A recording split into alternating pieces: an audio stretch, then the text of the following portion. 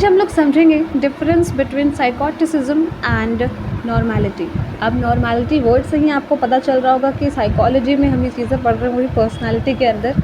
तो नॉर्मेलिटी में ऐसी ऐसी ट्रेट्स होंगे जैसे कि कोई पर्सन नॉर्मल है, उसका इमोशन बैलेंस आउट है, स्टेबल माइंडसेट है और साथ में ज़िंदगी को खूबसूरती से जीता हो कोई इंसान। तो यही तो है नॉर्मेलिटी। तो आपको जब भी क्वेश्चन ना आए ना, आप भी ऐसे थोड़ा माइंड का उपयोग कर सकते हैं कि हम कहाँ पढ़ रहे हैं, साइकोलॉजी में।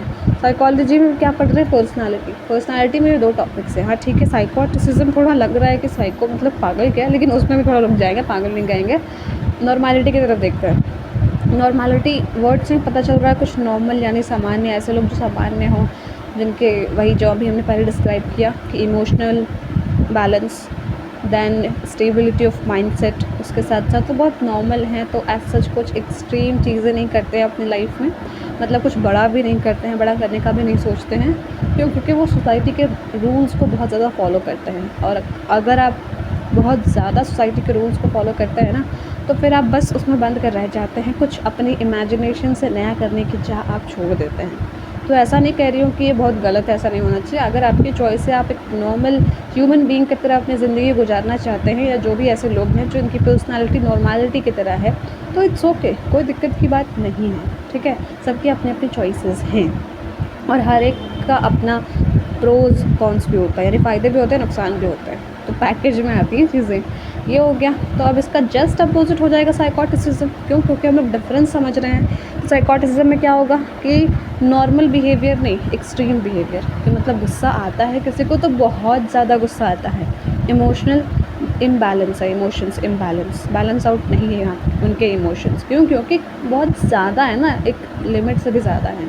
लेकिन ऐसी पर्सनालिटी के लोग कुछ डिफरेंट करने का ट्राई करते हैं, थोड़े रिबेलियन नेचर के होते हैं, जो सोसाइटी के हर एक रूल को फॉलो नहीं करते हैं। वो कुछ अपना ही शुरू करते हैं, कुछ डिफरेंट क्रिएटिविटी करते हैं इन एनी फील्ड। ओके, तो वहाँ पर उनकी एक खासियत भी होती है। हाँ ठीक है, हमने बुराइयाँ देखी कि बहुत ज़्यादा एग्रेसिवनेस होती है, कोई भी इमोशन होगा तो बहुत ज़्यादा होगा, लेकिन कुछ अच्छाइयाँ भी हैं। तो अब ऐसा भी नहीं है कि आप सिर्फ एक ही तरह की पर्सनालिटी में रह सकते हैं, क्योंकि आपको पता है हर एक चीज़ पैकेज के साथ आती है। तो अगर आपको नॉर्मेलिटी की कुछ क्वालिटीज़ अच्छी लगी, जैसे इमोशनल बैलेंस और इसकी क्या नाम है, साइकोटिसिज्म की कुछ क्वालिटी अच्छी लगी कि आप अपनी ज़िंदगी में कुछ तो करना चाहते हैं, उसके लिए आपको रेबेलियन होना होगा, तो आप होंगे। और आप साइकोटिसिज्म का एक ये वाला ट्रेट भी फॉलो कर सकते हैं। मतलब कुछ कुछ चुन लीजिए ना दोनों में से कि हाँ ठीक है, मेरी पर्सनालिटी सिर्फ एक सिंगल चीज़ से डिफाइन नहीं होती है, ये मिक्स है। तो वही आपको ख़ास बनाएगी, यूनिक बनाएगी। और ये आई थिंक बहुत छोटा सा डिफरेंस था, आई होप आपको समझ में आ गया होगा। तो अब हमने तीनों डिफरेंसेस कवर अप कर लिए हैं, जो कि हैंस आइजेंक नामक साइकोलॉजिस्ट ने कहा था, जिन्होंने पर्सनालिटी को 3 डायमेंशंस में समझाया था। तो हमने 3 डायमेंशंस भी समझ लिए अच्छे से। पहला हमने क्या समझा था, वही extroversion plus introversion, extrovert versus introvert का एक एक्सटेंडेड पार्ट था, बस उसमें डिटेल एक्सप्लेनेशन थी इस वाले टॉपिक में बस। फिर दूसरा डायमेंशन क्या इन्होंने कहा था कि न्यूरोटिसिज्म वर्सेस स्टेबिलिटी।